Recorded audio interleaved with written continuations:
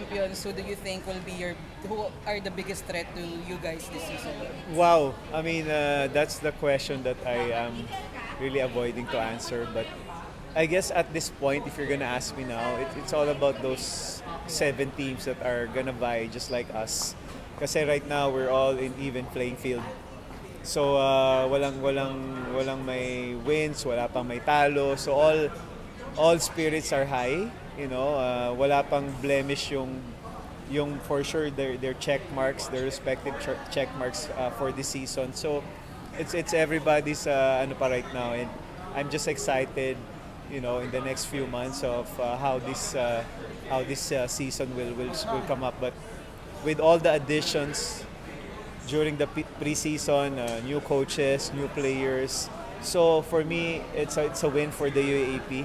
Having that influx of talent that we have right now. Coach, you've had a very good preseason. How do you think will that translate?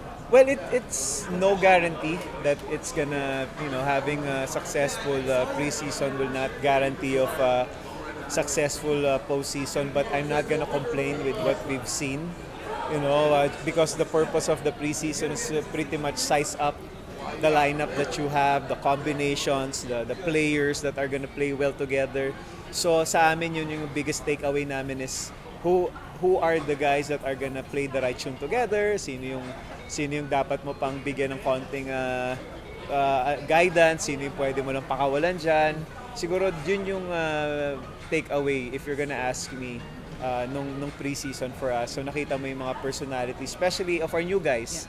We have 7 new guys coming in. So that's half of our team that won the championship last year. So it's a different ball game for us this season. Coach, there were some questions, I guess you can say them questions hanging over the team ng preseason. As successful as it was, si KQ for a while, hindi natin alam kung merong will he stay or will he go. Yeah. And then si Polly, of course, eventually decided to leave. How did you deal with yung uncertainties? Well, yun nga, we don't have control of, we don't have the things that we don't have control of. So sa amin, we prepared ourselves kasi last year pa naman yung kay KQ eh. So sa amin, as long as it's the growth of a player, we by all chance, especially me, have any of stopping you from doing that. Because sabi ko nga, if I was on the same situation, I would do the same. At the end of the day, you play basketball not only for yourself, but para mabigyan mo na magandang buhay yung pamilya mo, which why you play for. So sa amin, we prepared for that. It's a blessing to have him back. You're gonna ask another question because he still has one more year after this. So there's so many things that are, we don't have control of. So sa amin, sasagarin ko habang nandito sa akin si KQ because, that's just how it is. And he's happy to be back. He has a bigger responsibility not only for the team but also for all the people that he made believe. All those players, whether you play basketball, whether you're a basketball fan, ang dami nyo kasing naging ngayon na-inspire ng people. So evident yun sa amin during the preseason. Wherever we go, everybody loves KQ, and that's what I'm proud of, na KQ knows how to handle that certain na narating niya, and I love the kid. I love the way how he helps others also. Coach, from a basketball perspective, because last season we saw was the MVP, but he also showed yung all-around game niya.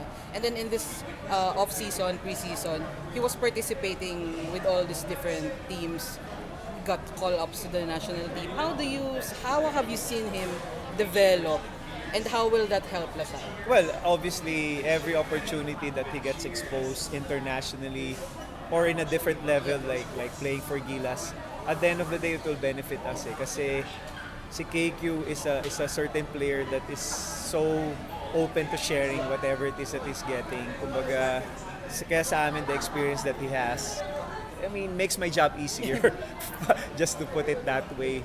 Not only me, but also his teammates, because, he's somebody, the reason why KQ is a different breed is because he's not only good individually, but he's also a good team player.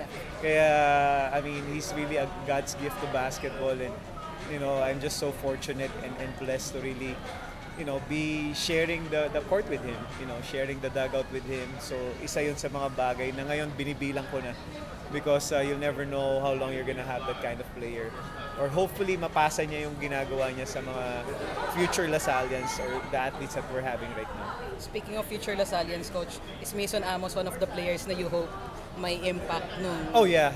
I mean, Mason gave us an opportunity to also grow with him.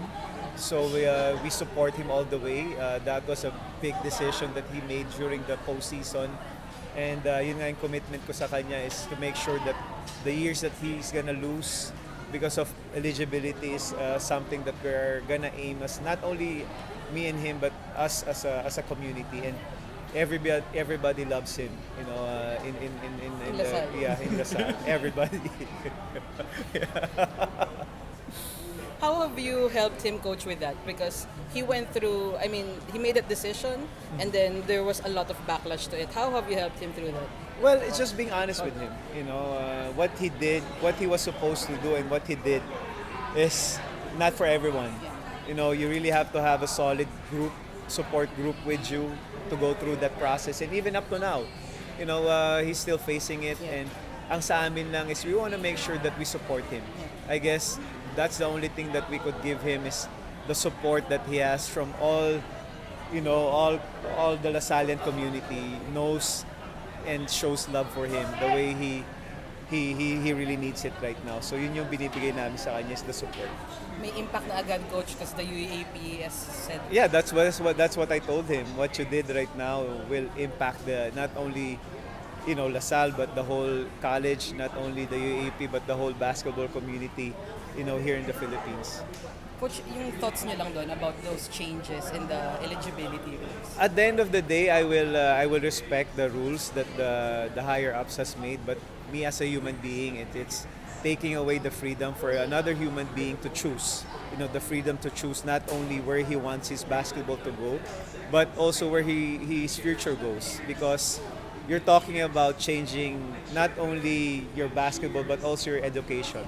I think it's depriving a human being a bigger opportunity that awaits him. So yun lang naman yung sa akin. And again, I'm speaking as a person and not as a coach and not as a representing DLSU. Yun naman yung sa akin. I guess it's just limiting the freedom that we all strive for, we all deserve. Thank you, Coach. Thank you.